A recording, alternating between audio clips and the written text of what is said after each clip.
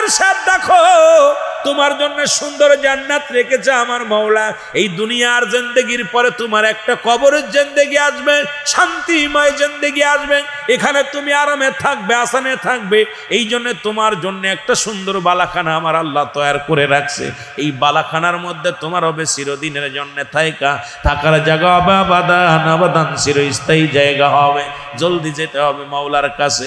আজরাইল বলবেন, আজরাইল যখন দেখাইবে, বান্দা বলবে না আমি আল্লাহর পাগল, আমি রাসূলের পাগল, জান্নাতের পাগল নয়, জান্নাতের পিপাসিত আমি নয়। আল্লাহ বলবে আজরাইল রে তুমি নাও জান্নাতের গায়ের মধ্যে লিখে নাও আল্লাহু আকবার। ওই জান্নাতের দরজার মধ্যে লিখে দাও লা ইলাহা ইল্লাল্লাহু মুহাম্মাদুর রাসূলুল্লাহ।